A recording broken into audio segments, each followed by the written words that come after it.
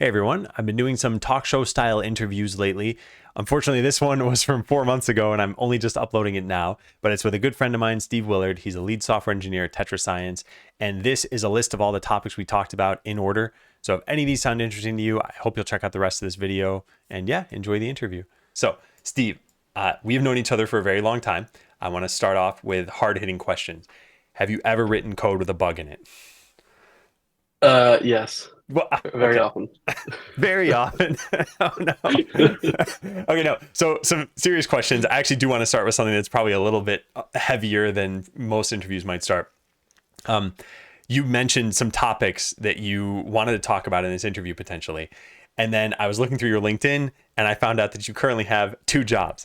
And one of the topics you wanted to talk about was burnout. Are those things related? Yeah, I would say currently they're related, and I am struggling a little bit just in terms of like work-life balance and trying to manage time in general. So, yeah, I would definitely like to go into that, and we can talk more about that in general. Yeah. So how did that come about? Because, unless you got both at exactly the same time, which it didn't look like it, then you made a decision to get a second one, right?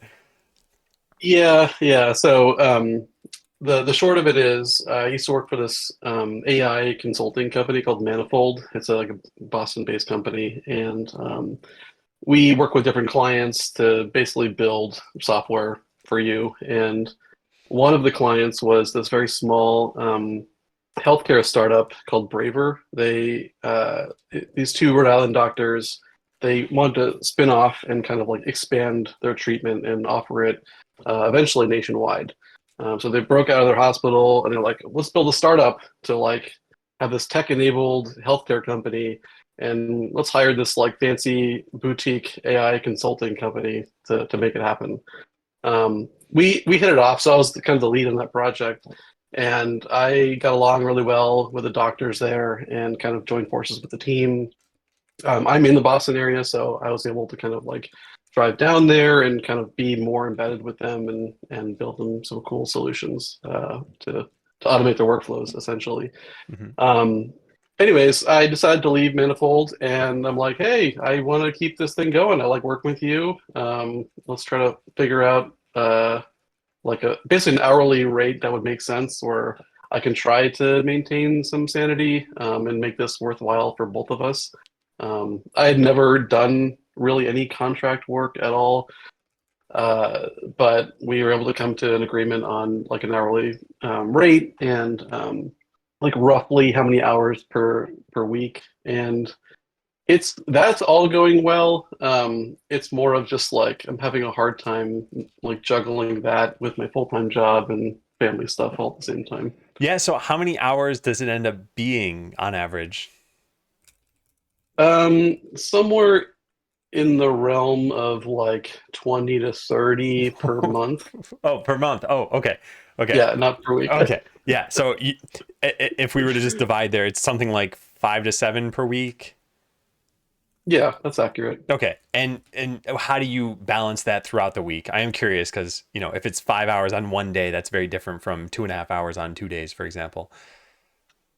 Yeah, so originally I was planning on having like dedicated like half days, but that just scheduling it didn't work out, and I would have to like I have to have meetings at certain times of the day with them. So basically just sprinkling of hours at night and also during the week, during like the work week. So it's a little bit all over the place, and then on the weekend, like afternoons, I'll spend an hour or two like kind of making something happen there. I see. So would you describe yourself as a workaholic? Yeah, I would say so. And I think I don't know. This might be like going too far back in my past, but at one point I did kind of have my own startup, and I think at that point it really shifted me into being more of a workaholic and thinking about work a lot. Hmm. I really enjoy work and tech and building things, and um, I it is kind of consuming, but I just kind of like let it consume me. Like I'm uh like strap me to the mast and I'll have the sirens just I want to hear the sound. You know what I mean? So I'm trying to like bathe in the chaos of all of it. Well, and so I have so many questions about this. For one, how long have you been bathing in this chaos, strapped to the mast? Um, well, I think the chaos has really been probably the last year, just kind of balancing everything. But I've always tried to have like side projects outside of work. And I don't know. For me, it's a good way to like kind of stay on top of tech and see what's out there to kind of build small prototypes or try new libraries or new patterns. So I've always just like been a tinker person and built things outside of work too. So yeah, but you mentioned this startup from a while ago. First of all, about how many years ago was that sort of put you into workaholism? Oh geez, when was that? I think 2016, something around that time. Okay. And Yeah, to be clear here, yeah, we're talking about Curio, right? yeah. Curio, yeah. Okay. And so I eventually would like to dive into that if we have some time, but staying at least on the topic of, burnout and balancing things. So back in 2016, you've sort of always had something going on. And even prior to that, I know you've had things going on. You've been very busy. You've mentioned that as of the last year or so, it's been harder. It's been more figuring out that balance. Do you think that there's something on the horizon that's going to naturally resolve this? Or do you think it's going to take a concerted effort to carve out time or to lower the amount of stuff that you're doing? That's a really good question. I I don't know if this is the right answer to it, but I don't think it's going to get any easier. So I have a family. I've kind of a busy personal life, and I could definitely jettison my work with Braver and kind of simplify all that. I just think I do get fulfilled from working with them, and also a monetary incentive to do it. But I think it really boils down to just being better with time management. And I think we can talk more about this, but I think a few things that have really helped me is like uh, setting a timer. Like if I just set a timer for 15 minutes and only focus on one thing, I find that I can really achieve a lot in that small amount of time. Like I Mhm. tend to kind of bounce around all over the place, distract myself, but if I can just really, I don't know, sometimes it's easy to psych yourself out and be like, oh, I'll put that on the list and do it later. That to me often leads to a lot of anxiety where it's like, oh, I'll just email that person later. But the reality is, it would only take me 2 minutes to write that email now, and either I need to just do it or carve out time to like dedicate myself and just like knock it off a checklist. So yeah. So do you use any sort of official Pomodoro system, something like that? I I abuse Harvest, which is it's like a time tracking tool that I use for Braver, but I use it for other like time tracking tasks. Okay, and so you find that doing things in these 15-minute intervals works for you. You're able to get things done, and you think that if you only got better at time management, that that's the only way this is going to get resolved. Um, this is an interview, not mentoring, so I can say that doesn't sound likely to me. Is it Yeah, that's likely? fair. Is there just a peak time management tracking state that you're in where you feel like you're above water with all of this? I'm optimistic, so I hope so. Okay, yeah. Yeah. But I definitely realize that it could be wishful thinking. So I'm not above trying to simplify and reduce things. I feel like I could make it work, and Okay. I for the most part I am making it work. Well, that's definitely good. I wish you luck. Since you have said that nothing's off limits, and since we're talking about burnout, we have to get to the other side of this, which is the family side. Have you heard, not official feedback, but have you heard whispers from your family or things like, "Hey, I wish, dad or my husband was around more often"? Is there that sort of thing going on? Yeah, I think as you have like kids, well, this might be going down too far into the relationship rabbit hole, but it's you need to make time like in the same way you set timers to like focus on something. You need to kind of, it sounds like kind of crude, but do the same thing with your spouse. And it could be like something obvious like having a date night or going for a walk together, but you need to make a concerted effort to again, it sounds crude, but like put that in your calendar and like make it something that's part of your schedule and not something that's like, oh, it's just going to happen. Well, like everyone's busy, things are happening all the time. You just need to prioritize it. So yeah. Yeah, yeah. And I think, I agree. I think it's important to have those priorities. And I think family should be above work for most of the time. Sometimes it out prioritizes or it gets out prioritized by work. And that's fine as long as it's a short amount of time, right? So, uh, how does your own burnout manifest itself? You said there's been a lot of chaos. You want to get better at time management. What is happening as a result of not being in that ideal state yet? Um, it definitely leaves me like preoccupied and like kind of dwelling on problems. And I tend to fall into that state when I procrastinate and or there's like inaction. Hmm. And really it can kind of like bubble over when I just keep putting off little things. Like I don't send an email, if I don't write that unit test or whatever. Like um I think that's been more of a problem lately where I'm not I'm letting those things like pile up too much where if I just like kind of focus and have more of those even 10-minute interval, 15-minute interval, just like really focus on myself and focus on problems to knock off that list. It just makes a big difference. Like otherwise, it's like I'm thinking about it, like oh, I need to send an email. Like well, why am I thinking about it? I should just do it.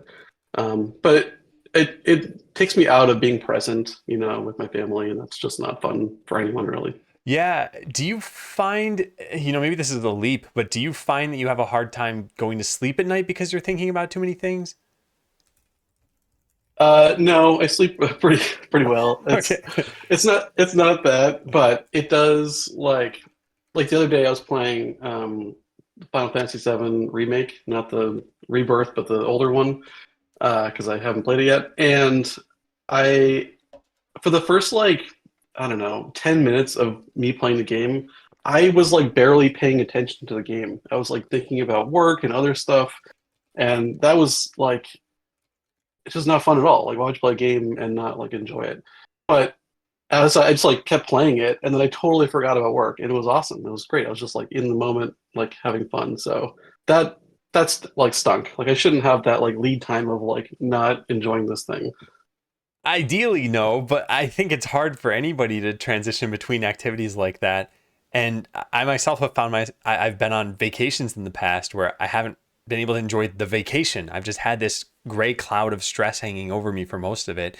And it has marred experiences. And I myself want to get better at that too. And I wonder how much is time management versus how much anxiety I build up around these tasks. So, I have a question as a result of all of this. Have you read The 4 Hour Work Week? No, I actually have not read Okay. it. Well, one of the things that they recommend, it's more of a philosophy book than an actual let's get down to 4 hours of work per week. And one of the things that they recommended was getting an executive assistant. So hiring someone to do these small tasks, maybe not sending professional emails, but maybe something like, hey, I need to pick up flowers on my way home, or I need to have, do you think you would benefit from that? This is all hypothetical, not will you go get one, but what if you had an executive assistant? Um, that's a good question. I think to some degree, but I would probably also need to work on like delegation in general. At a lot of startups that I've been at, I've been kind of a lone wolf or on small teams and had to wear a lot of hats. So I tend to like want to control a lot of aspects of what I'm working on. Um, and in certain cases, that means it can be hard for me to delegate. So I don't know. Like an assistant sounds lovely, but that might have other challenges too. Yeah, yeah. I find that's typically there for a lot of people. The needing to relinquish some control to have somebody else get something done, and then I guess being okay with the results or being able to delegate something else. I don't know. It's a Yeah. tough cycle to get out of this. So, follow up question on all the burnout stuff. Have you heard of the term overemployed? Yeah, I Okay. have. So, what do you think about that term? What does it mean to you?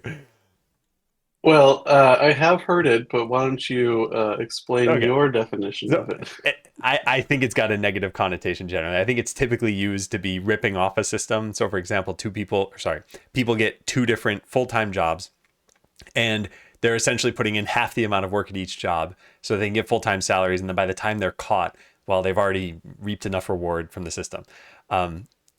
Anyway, there's like a whole subreddit devoted to this. It's hard to tell, are people just making this up and they have, 4 jobs, or are they really working that much, or what are their goals with it all?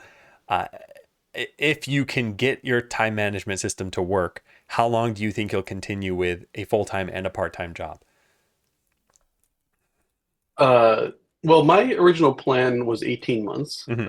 and I'm like approaching a year of uh, doing like this dual job thing.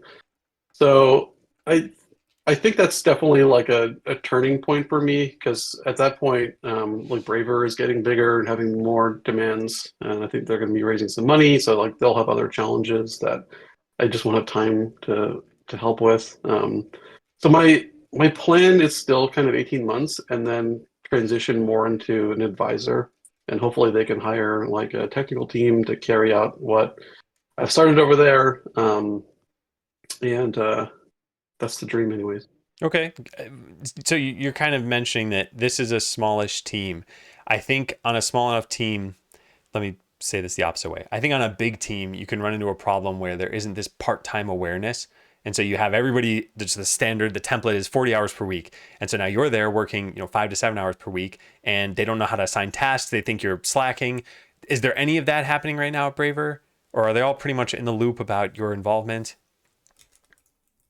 Um, no, I think things are too chaotic, and they're mainly focused on like providing good care to their patients, and like like to be blunt, um, like they're doctors, not really entrepreneurs Yeah. or they're first time startup, people. So they're all trying to figure this out for the first time, and uh, so I don't know.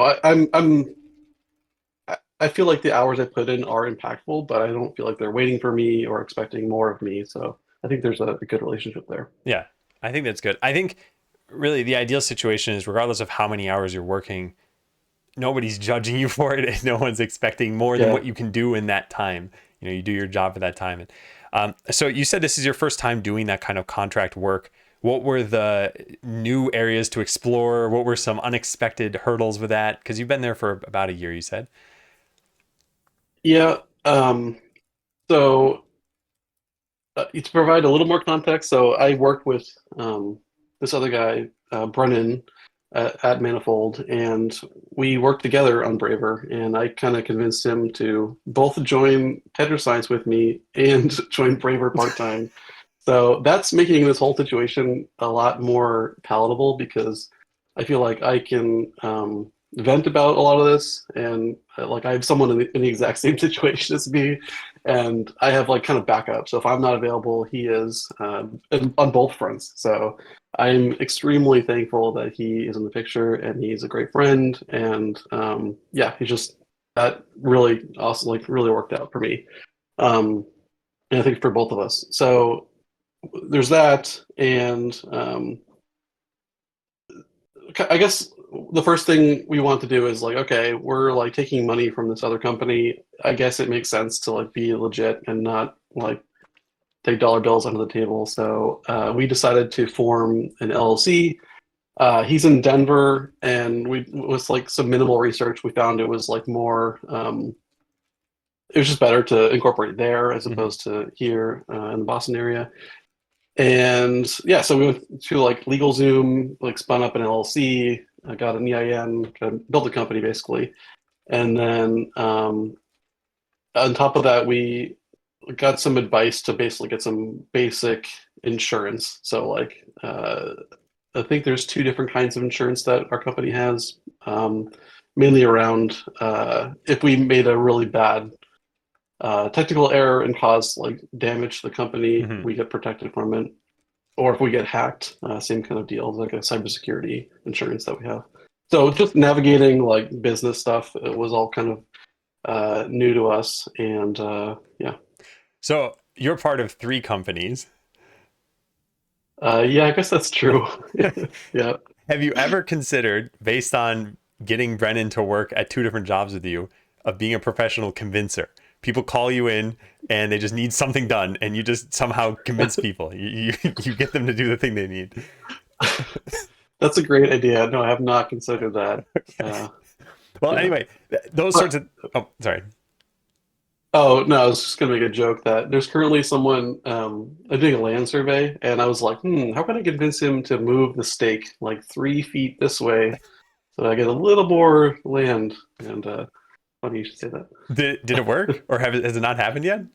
I'm thinking about it right now. I'm like staring out the window. So yeah, Okay, well, look, if you manage to get that trying. extra 3 feet of land, then take my advice, become a professional convincer. All I think right, that's a sign. fun. Um, navigating starting a business, navigating actually having it, going to market, everything. These are things I think you've done some of this stuff before, and I think to varying levels of success with this. And I think a lot of people have this misconception that I'm going to start a business and work on the thing that the business is supposed to do. So if I'm a developer, I'll just do 100% development, and it never really ends up being that. And it's just like what you mentioned, you need to find the right people. Um, I wanted to ask you more about this because you would consider Brennan a co-founder, right? Yeah, I would. Yeah. So you've done a couple businesses in the past. What makes for a good co-founder? How do you find them? This is something that's so difficult for I think a lot of people to do because they have a product idea and they just think, where do I go from here? So yeah, how do you find a co-founder? What do you look for? Oh, that's a really good question. I think there's a lot there to unpack. The first thing that really comes to mind, and it's like awfully cliche in the startup scene, is grit. Like, there's just going to be lots of challenges that you run into, things you don't want to do, and you just have to like push past them and do work that is unpleasant or like hard. It's like silly as that sounds, but I think like just to give an example, like originally when I started Curio, I didn't want to like go and have meetings and talk to advisors or get like feedback, but you just kind of have to do it anyways and like get over anxiety or fear that you might have. This is kind of like getting away from the question a little bit, but I find this actually more in general with user experience and building software is like there's been a lot of times when I tried to work on something in isolation. I'm like, oh, I just want to make it perfect. Like I want to think of all these edge cases and then I'll put it out into the world. But almost every time, maybe every time I don't do that and I give someone like a half finished material ball. I got Final Fantasy in the mind.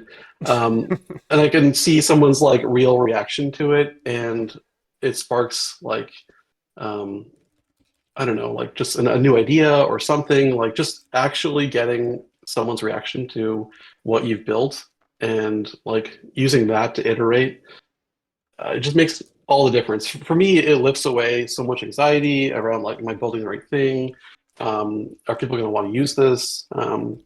So I don't know. Like we can talk more about that, but like that kind of like made me think about just being a founder and like kind of getting over those fears that you might have of like talking to customers or like sending the email you don't really want to send. I I look at this as a little bit of a mistake on my end where for Curio it was too technical like co-founders together that we had. And I really wish that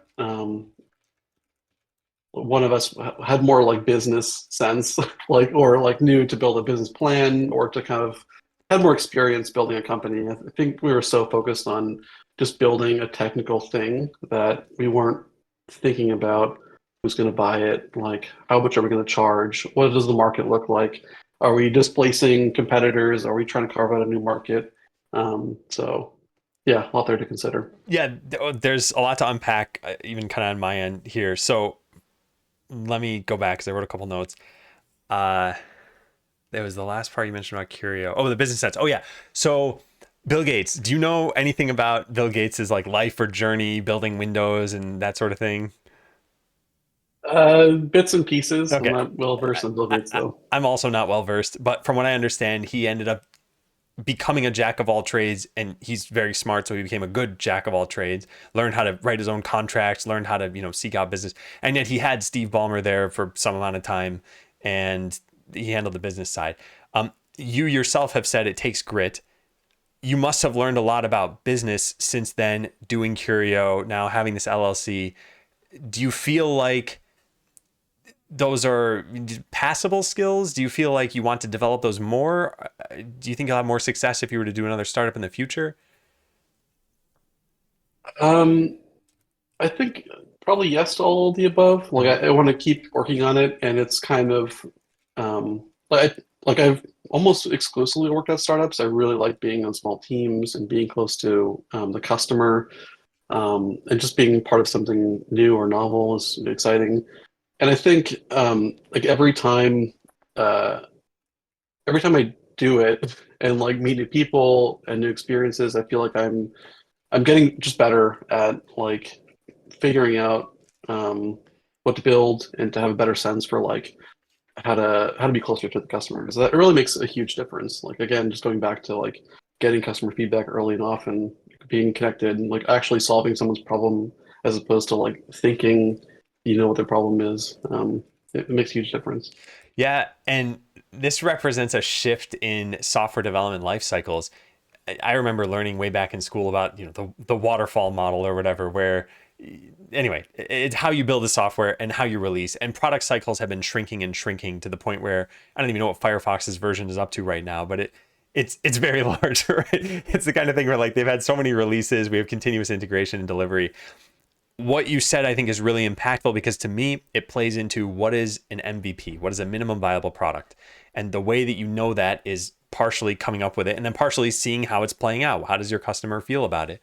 And so I like that. I think there's a lot to learn even from my side of this. You've seen me now making this game and I'm trying to build it as fast as possible and see like, is it fun? And it's sort of hard to communicate that to people. Um, I want to jump back now to grit. How do you find someone with grit? So you mentioned that that's a desirable quality, but how do you find that co-finder? Um, we should build an app that's like gritfinder.com, and you can be matched with other people. Grit finder by Um, person convincer Steve Willard. oh man, that's a really good question. Um, I don't know really the answer to it, but just thinking out loud, there's definitely been a select few people that I've worked with, and you can kind of just tell like they're just so driven. They they just want to move the needle. Maybe they work quickly, like in a positive way. I don't know. There's something about a certain set of individual that just like it's like, wow, I really want them as my team lead, or like I trust them, or like I can really depend on that person. And I find those personalities, they tend to be just like people that can overcome pretty much anything. Uh, so I don't know. That's not really an answer. No, I I'm think just thinking aloud. I think that's good. I think this, sort of reminds me of finding a significant other or going dating or something. You identify the qualities of the person you want to be with, and then it's a matter of I'm not saying this in a joking way. It's a matter of convincing them of why they should work with you or why they should be with you or something like that. So, do you think there's a whole set of people out there who have grit, and if gritfinder.com existed, they'd want to be paired with other people to work on businesses? Or do you think they're generally just doing their own thing to begin with?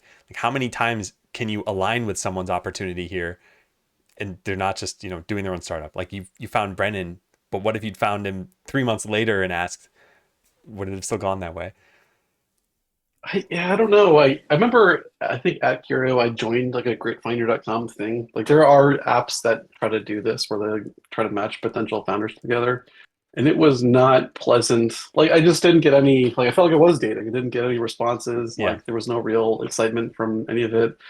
And I feel like you don't it's hard to know someone that you're not friends with or you haven't worked with before. I think that's a large part about it.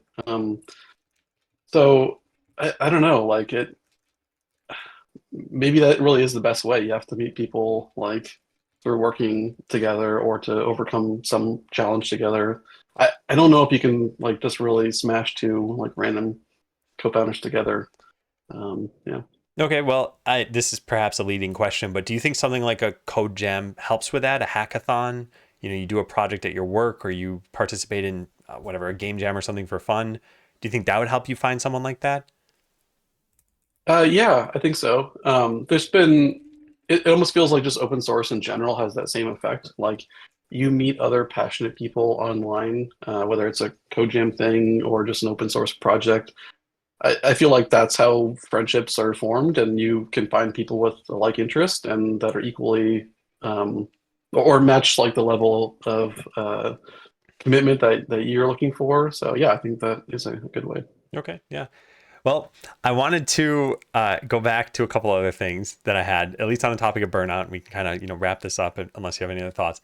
For one, I was looking through TetraScience's website, and I saw that one of the perks that they offer is unlimited PTO.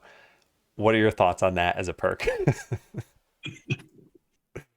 Um, it's my thoughts on it have changed over the years.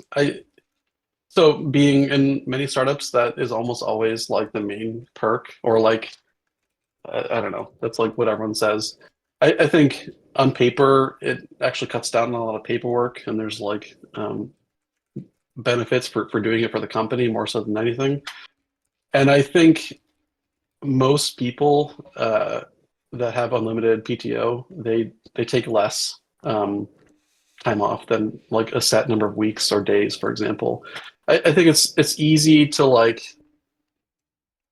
just keep working. Like I know I'm a bit of a workaholic, but I think that's true for a lot of people that I work with. It's hard to kind of be like, well, I have a limited time, so I'll just take a Monday here or there, but it ends up being like not that much time off. Whereas if you had like 4 weeks for the year, like you have to slot them in. If you don't use it, you lose it typically.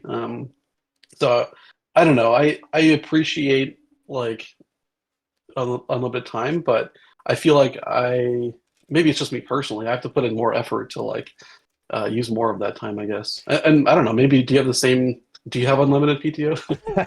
So I guess I technically could take however much I want. And I need to think of what I'm going to do because I feel like I want to take a day here or there because in a lot of companies, your work is still your work when you get back.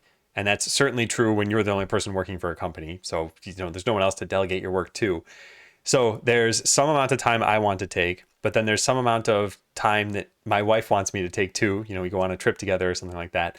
And so it's a matter of just balancing that. I think I steer more toward the wanting like 6 weeks per year kind of thing. So do you know how much you in practice end up taking when you have unlimited PTO? It's like four on the low end, but more typically five. Okay. I think 4 to 5 weeks is honestly probably like the minimum that people in software should be taking. And in other countries, it's almost required that you take that time off because they actually care about the mental health of their workers. Yeah. um, the last thing I had on this topic, I was looking through your LinkedIn again, and I saw, I think, a total of 10 companies and a tenure of no longer than 39 months. And I wanted to ask, is that related to burnout at all? And this is not a judgmental question. I just, it's a neutral question completely. No, it's I don't know. I think some people look at job hopping as a negative. I've done a fair amount of it, but I don't see it as a negative. Like for me, it's a way to work with more people and to kind of like broaden your skill set. And I think like I don't know. I, I don't find myself necessarily getting burned out by companies, but it actually kind of goes back a little bit to the co-foundingness question. I feel like there's been several times in my past where I feel like I'm putting in a lot of effort and I I'm not getting the same kind of return from the company that I'm hoping for. And the kind of return that I actually want is like company growth. Like I Yeah. want like I don't know, to put it like in a more grand way, like I want to be on a rocket ship. I want like excitement, I want like more customers, like I want money raining down from the sky. Like I just want there to be like more drama. And I think there's been a handful of times where things I felt like move too slowly, or it's like I want more. I want to put in more so I can get more back. Um, thankfully, I feel like I'm there now, and it's like really up to me to move the needle in a lot of these ways, and I feel like I'm getting that in return, which is nice. Yeah, that's an interesting way of putting things, which is you want the amount of effort you put in to be at least matched by the people above you who have more of a say in the company, maybe, or the direction, so that your work pays off and you feel like you've got more of an impact and you can see that impact. And I think this is interesting. Out of curiosity, and feel free to say no to this. Did you watch my why I left Google video? I've watched some of it. I Okay, did not so watch all of it. okay, that's totally fine. But this is one of the things I talked about, which is at least at a big company like that, you can have impact by just working on your normal work. You make a feature, it's hundreds of thousands of people use that feature. That's impact. But it's not this sort of direct impact. You're not seeing probably the correlation between I did this work and now here's the revenue of the company, because almost nothing you can do for the company is going to, increase the stock price by a significant amount because they have product launches all the time. And so, yeah, I think in startup life it probably is a bit different, and it's certainly at a very small company like one or two or three people. The work you do is 50 or 100% of the company's work that could be done. So interesting. So all of this time, the tenure that you had was in seeking out a place where you could be on the rocket ship. I think I didn't realize that until like the last couple of years, but I think that's accurate. Yeah. Okay. Yeah. And you feel that you found it. I really hope it works out well. I hope that rocket ship can fly and you colonize other planets. Yeah. Yeah. Okay. So pivoting a bit here. So um, you've tried your hand at a few companies. I want to talk about sort of startups and product fit and small teams. What advice would you just have if someone came up to you and said, "Hey, I want to start a company"? They don't even give you any more details than that. They don't know themselves necessarily what they're looking for. What advice can you share with them? What wisdom can you give? Don't do it. Turn them right around and walk away. I think I'd want to drill into like, oh, why do you want to start a company? I think there are some people that want to start a company to be the CEO, to like, because it sounds cool, or like they want to be a big shot or whatever. Those are bad reasons. I think some people want to build a cool idea. That's also a bad reason. I feel like you don't need a company to test something out. Mhm. And it's kind of like what you're doing now with your game, like you're rapidly prototyping, you're getting feedback. It's like you need to focus on, are you building something that people want to pay for? And I mean, even being like careful not saying people like, because I think you really need to focus on like, who's going to buy this? How much are they going to spend? Um, and like not just, is it fun? Because if it's fun, then it's probably just a hobby and it's not a company, it's just a hobby. I think that's the part you need to tease apart, where it's like, is this just something I want to do for fun, or is there an actual business behind all of this? Yeah, this struck me very heavily when I was working on Botland. I think after looking back, it was a mostly for fun project and that there were some hard questions I would have had to answer. And yet, at the same time, I think that those can be some of the biggest learning opportunities we have is when you fail without realizing that you failed at something. So, Yeah. um, you it's clear that you've learned a lot about what you want and how you want to work with people and even the kind of people you want to find from the experience you've had so far. And it's impossible to know what will you learn in the next decade or in 2 decades. What would you say though your career aspirations are now? Um, oh, it's interesting. I, my like shorter or even medium term career aspirations are just to build compelling pieces of software for customers. And like I just want to focus on like solving real world customer problems and delivering value. That sounds so awful, but like I just, to me, that gives like such a high. It was like actually solving someone's real problems. Like yesterday I was at a like a biotech company, like a small startup in Cambridge, Mass. And it was just so fun to be in the room with people, like understanding what they're working on and like brainstorming how to automate, parts of their job that are error prone or tedious. Like I love that. It's like a huge reason why I'm in software is to make people's lives better and to build them like tools they really enjoy to use. So I don't know. I guess I don't have like big career aspirational goals. Like I just want to keep doing that, ideally on a small team, in a successful company. But my kids are young, and I also really want to focus on that. So it's kind of like I don't need to go crazy in the career side of things. I'm kind of happy with like the speed and pace that things are going right now. That's good. And I think regardless of aspirations, if you're happy where you are and you think you'll be happy where you're going, that's the ideal life to have set up. You mentioned earlier that you were a bit of a lone wolf at these companies and that you'd have a hard time delegating to an executive assistant, and that you're hoping to transition at Braver in about 8 months or 6 months to an advisor role. Do you think that might be ideal where you can solve problems but not have to work on the nitty gritty? Or do you think you'll miss that follow through on, I came up with a solution, I implemented the solution, I delivered the solution? Yeah, that's a good question. I don't think I'll miss it, because like as I don't know, like as I'm in the software game longer and longer, like there are things that I just don't like. I can't make another REST API.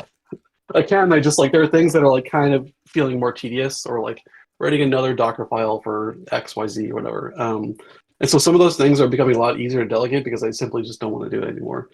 And uh, I think if I'm a consultant for Braver, I feel like the challenges that we can solve there are kind of like a better user experience and a better workflow, not necessarily implementing them is like the Mm-hmm. most fun thing. And I can also scratch that itch with my full-time job. So I'm hopeful that it'll work out. Okay. And right now your title is, I believe, lead software engineer. Are you managing people? Are you doing more tech lead sort of thing? Is it a little of both? I am not managing anyone. I'm, yeah, more of a tech lead. Okay. So tech lead, because I was going to say, if you end up liking this advisor role, is that something you'd want to shift toward in even your full-time job? And what does that look like? Is it more management? Is it more, I don't know what, but I guess you'll find out as you get the advisor role. Yeah, I don't know. It's a good question. So so actually at TetraScience, I worked at this company 5 years ago when Mhm. it was a much smaller company, and I was like engineer number four. And at that time, I managed the three other engineers, and that was fun and interesting. And I actually like managing people because I feel like like one of the biggest, um, no, I guess maybe challenges, like the people problem in software to me is extremely interesting. Like everyone's motivated by different things, people have different interests, different skill sets. And I think bringing people together to be on the same page, to work together, like is an incredibly rewarding thing. So I actually really like managing people because I like building and working on those kinds of teams, and I think it's a like fun, interesting challenge. But again, I think it's more of like I at this moment, I think I want to focus on just building cool, solutions for users, and I'll come back to the people problem a little bit later. Yeah, and there are always those opportunities. And so I think this is what's nice about software. There is that flexibility. It's not like you need to go get a different certification or go back to school for something. You can kind of just switch if you have the opportunity, and that's it. Um, Yeah. talking about company size, you've sought out startups quite a lot. You talked about wanting to have an impact and everything. What do you think changes as the company gets bigger? Um, you definitely get more layers. Um, and let me think of how to best answer that. So again, like I kind of keep harping on this, but I think being close to the customer is really, really important. I think Hmm. when you're small, you can be that person. You can directly understand what problem you're trying to solve. And as you get bigger, you add more layers of indirection. You add PMs, you add engineering managers, you add middle management, and it becomes like just a game of telephone or spinning up other teams that have difficult time communicating. It really boils down to like just communication can really fall apart. or become just really challenging in general. So that's the biggest thing. And yeah, Yeah, I'm I'm sort of idly remarking now, but you can sort of see what someone has struggled with in their life by how they answer questions like this now. It's like you have more of a business focus than I'd say most engineers do. And it's probably because you've been in the startup world, because you've seen what a bad startup looks like or what a failed startup looks like and what a good startup looks like. And and and now you're driving toward things through that.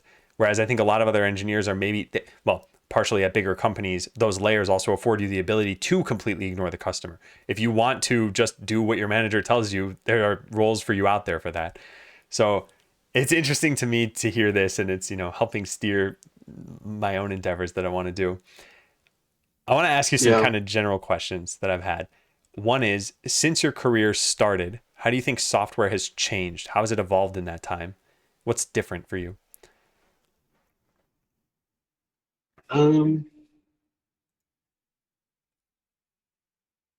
wow. Uh, how do I best answer that? So, in no particular order, the first thing that actually comes to mind is I feel like earlier on there was maybe it was just like where I worked and all that, but there was more emphasis on like wireframing and like low fidelity and kind of like flow charting around user journey or even like how software should work in general. And I feel like for at least for the front end side of things,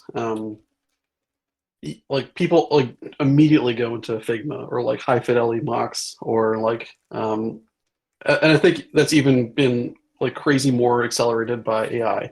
Like you can I think go to like Vercel's v0.dev and be like code me a Botland version 2 and it'll spit out like something that looks sort of like it could work. So I don't know, I think like getting at least a user interface like bootstrapped and started more quickly is definitely different. You mentioned it earlier around just waterfall and just the release process. Like, what version of Google are you using? It's like versions and codes is getting deployed all the time. Things are just happening behind the scenes, and the rate at which we deliver software is like just crazy. Um, it's a little bit weird for me in my current role because I work in a lot of like regulated environments, and we actually deploy once a quarter, which is like not at all what I'm used to. And actually, I'm trying to fight a culture shift that's happening where we're like accidentally delivering code at that same, like developing code at the same rate. When I feel like we still need to maintain like a startup Uh, mindset and like we can do a lot in that one quarter. It doesn't mean we need to like work at the same pace. Um, but that aside, I forget what I was going to say next, so maybe I'll just leave it at that. well, the front end part being jumping right to high fidelity mocks, and then also the release product cycle being different. Do you see anything different about programming languages? Do you see anything different about the mentality of people working in software? Um, yeah, I think that's a good question. So I definitely see a much more diverse set of people that are in software engineering, which I think is awesome. Like I feel like it was a lot of dorks like me back in the day, and it's just like it's cool to see. Like for example, my wife does not have a background in software engineering, but she was self-taught. She learned Python by taking online courses, and over the course of about 8 months, she was able to develop enough skills to land like an entry-level job as like a web content specialist. I think they called it. And then she's like just slowly kept working on her skills, still self-taught, and now she's a senior software engineer at a different company. And it's just awesome. I love seeing that. I'm a firm believer that like if you put in the work, you can make it happen for you and yourself. And it's just great to see like a lot of different people from different backgrounds. I think that builds better software, builds better communities. So there's that. And then languages. Yeah, I think like the tooling in general just seems like better and better. Like maybe that's like obvious, but a feeling like I'm writing a lot less boilerplate. Like I can focus on the actual business problems as opposed to like, you know, kind of boring stuff. Yeah, I see both of those things. And actually, as you were answering, I just thought about how I tried learning some programming way back in the day. And I had physical textbooks for some of it. I had resources written on some random person's blog because that's all you could find because there wasn't this culture of YouTube. And I feel like the barrier to entry has gotten lower. And as a result, you've got more people in it and you've got more software being developed. And at the same time, software has affected everything, right? We don't like, could you buy just a regular alarm clock anymore? Probably, but now it probably has, 4 different features and connects to your phone and I don't know, whatever else. So I think at some end it's getting simplified and at other ends it's getting maybe more complex, but also the scale of what we do grows. If you weren't in software, what do you think you'd be doing? Um, what do I want to be doing, or what would I be doing? What would you be doing? Because it had to match, still probably earning money with what you want to be doing, I guess. I don't know. That's so hard. I feel like there are things that I would want to do, but I don't know what would match like the money and like effort. I don't know. I I would really say don't know. probably some business related thing based on what you've said. You would have I gotten thought an you were gonna say MBA. convincing people, professional convincer. That's true. Yeah. And so, okay, I wanted to take some time and I wanted to hang on one second. Sorry, I've mentioned this before, but I have 2 mute buttons to control, so I just control neither of them when I'm in an interview and just cough into the microphone. Uh, I wanted to take some time and field some questions from chat. I don't know if they've been asking some things, so chat, if you've got any questions, please do ask for Steve right now. And then I wanted to ask my last kind of joking question here. You told me recently you got a synthesizer. How has the progress been going for that? Uh, Bad. Like I am looking at it right now, and I very much want to play on it and do more. The other night, I was watching a YouTube video around like how to use it with some software, and I fell asleep. And it's just another thing going back to time management. Like I need to actually just carve out time and like say for this hour on Wednesdays, that's going to be synth time because I want to do it. I'm just not prioritizing it. Yeah, I just, for whatever reason now, YouTube is recommending a lot of Godot videos to me because I'm using Godot, but I don't think I've been searching for them, so I don't know how it's recommending them necessarily.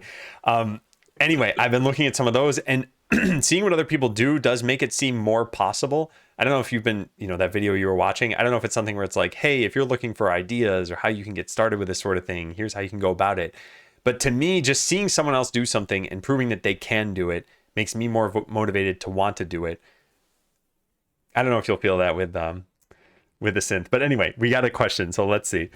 For Steve, how do you feel about the current job market for people at your level? Do you feel like you would get another job fairly easy? Um, I feel like the job market's kind of hard in general, especially for entry level people.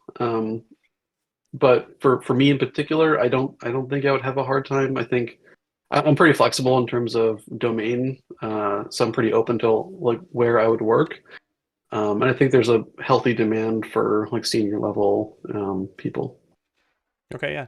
Um, what do you think on the more junior front? Not that chat asked this, but do you think it's harder if you were at the junior level to find another job now? It seems that way, and that's kind of what I'm sensing. Like the last few places have really tightened up on like who we would hire for like just software engineer one kind of people. Yeah, just seems like way more competitive, and companies are a lot less eager to take on and like mentor uh, people. Maybe that's just me because I'm in startups and it's hard to like find time to mentor more junior engineers. So it could be just my experience. I see. Well, the next question is actually related to this, but it's by a different person. Eddie Boy asks, with the barrier for entry becoming lower, will it ever become oversaturated? And if so, how would you work around that as an entry level developer? That's a good question. I almost feel like that was more of the case like before the pandemic. I feel like there was a huge influx in like boot camps. and you would just get like, I remember just interviewing lots of people that like um, would go to like a general assembly or do boot camp, and the main problem is like all of the resumes looked exactly the same, Mhm. and they all had like the same sample project on it of like I Mhm. built the to do app in General Assembly, and none of that really stood out. I think I think to me you can still win someone over in an interview, and going back to the people problem, like that is still one of the key things to solve in software. And so if you can click with the team, you can be a like great team player, you have the same mindset around how software is built, like that makes a huge difference. But you still need a resume to get in the door to even have that conversation. So do something on your resume to make yourself stand out. And it could be as simple as like making a different project or just doing something different that's like a little bit outside of what other people are doing. Like work on a passion project and put it out there. Yeah, yeah. Finding some way to stand out. I definitely agree with that. I'm gonna take, I guess, two more serious questions. There's a joking one in there, which is Steve really tall or is his ceiling low? Camera angle? It is very, very low. It's like I'm in a basement that has low ceiling. Yeah. Yeah. But anyway, serious question. So, is there a natural balance between good software practices and achieving the goals of projects? And if so, what usually gets cut in the interest of time, and can that negatively impact end results? Um, so would you say that question is asking like process versus not process or I think like, it's does good process actually help? Or like, is there a huge difference between disorganized teams or not following sprints or any sort of process you might be following? yeah, I think there's a spectrum here. I think good process helps. And to me, good process is like a healthy dose of Jira, or not Jira, but like Scrum, just like the daily stand up, having like sprints, milestones that you want to hit, kind of typical stuff that you would expect on a software team. I think it starts to become really burdensome when you have an excessive amount of planning meetings and like uh, lots of retrospectives and all these ceremonies around this. And I think it can become even more problematic when you start to like delegate process to other teams. So you like might develop a feature and throw it over the wall to a QA team to test it. Mhm. And then you might throw another thing over the wall for a DevOps team to deploy it. When you start to split up people and the teams don't own the end-to-end process, and there is a lot of process, I feel like all of that actually leads to bad software because it's a lot of people not understanding how the whole system works. Yeah. So yeah, I agree. I don't think process should get in the way. And I think what process helps can mean different things for different teams. So I've seen people feel like there's too much red tape and that, oh, if we only didn't have this process, this unnecessary process. And yet sometimes I also see it going the other way where the process feels unnecessary, but it's actually for a reason where, the company was sued in the past and we do this now so that we have a paper trail of we did our best effort to secure this or to make sure we're handling customer data correctly. So yeah, I think there's the entire spectrum of experiences there. Um, I want to thank you, Steve. I've used pretty much the entire hour very densely, asking you a lot of questions. You've been a great guest. I hope you had a good time. and, I did. I did. Yeah. and I appreciate it. So yeah, I hope you have a good rest of the day. Thanks for being interview number 2. And yeah, take care. Thank you. All right. Appreciate it. All right. Bye, guys. Bye, Bye. chat.